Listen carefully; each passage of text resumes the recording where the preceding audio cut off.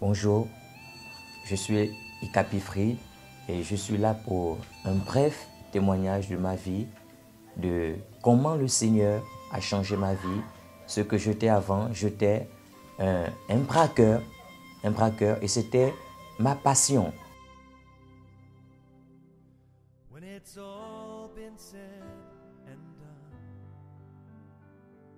Le braquage était ma passion.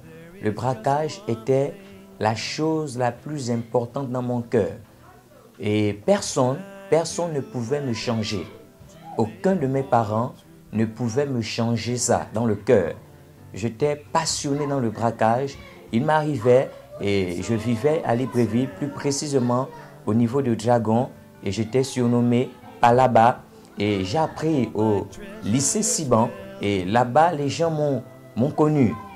Arracher des gens des téléphones, arracher des gens des sacs.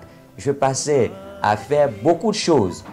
Et pire dans ça, c'est que quand je venais vers toi pour récupérer quelque chose, quand je remarquais que tu mettais un peu de résistance, automatiquement je sortais une arme blanche parce que j'aimais aussi quand le sang coulait.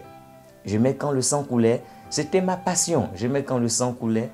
Et dans ça, aucun de mes parents, ni mon père, ni ma mère, ni mes frères, ni mes sœurs, ne pouvaient me changer.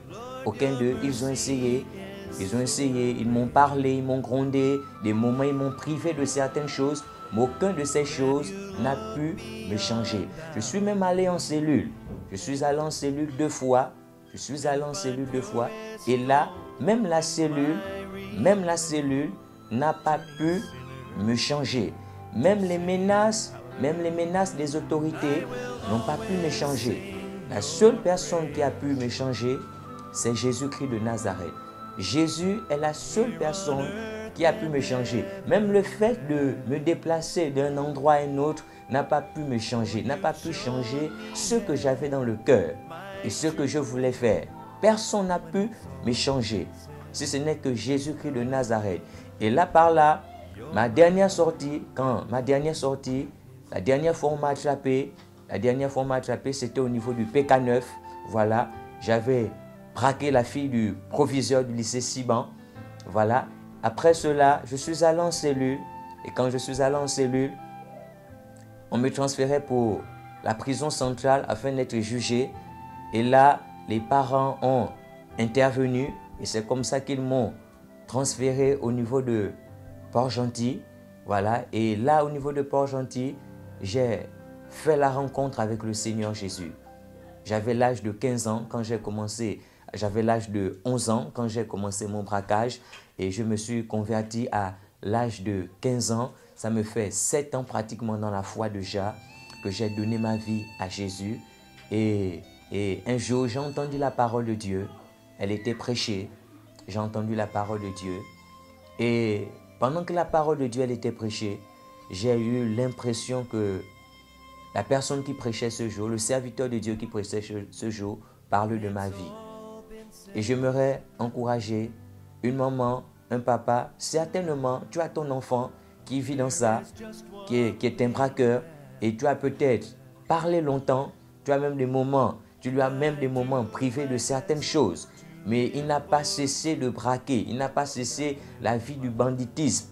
Des moments, tu as fait bastonner par la PJ, mais ça n'a pas cessé.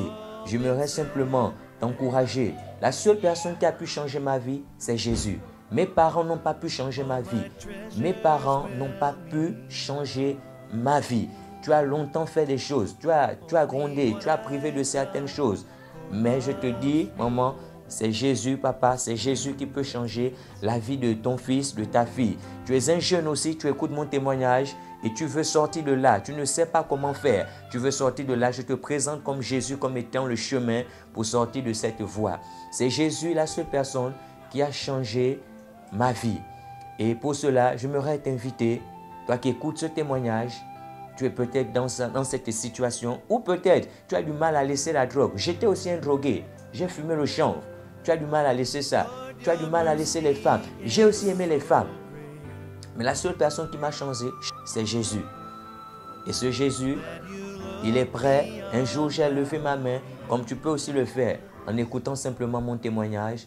Alors j'aimerais simplement prier avec toi, toi qui me regardes, toi qui écoutes ce témoignage.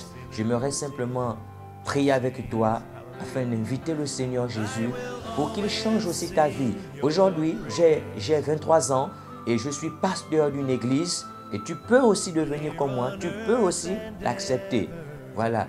Et pour cela, j'aimerais simplement, nous fermons nos yeux et répéter après moi cette prière. Seigneur Jésus, j'ai écouté ta parole et j'ai longtemps croisé des frères, des sœurs qui m'ont parlé de toi, mais j'ai du mal à abandonner ce que je fais. Alors ce soir, je t'ouvre mon cœur et je te reçois dans mon cœur comme étant le Sauveur, le Seigneur de ma vie personnelle. Fais de moi ce que tu aimerais, conduis-moi dans ton chemin. Au nom de Jésus, je t'ouvre la porte de mon cœur et je te reçois. Donne-moi ton esprit afin de vivre avec toi pour l'éternité. C'est au nom de Jésus, disons Amen.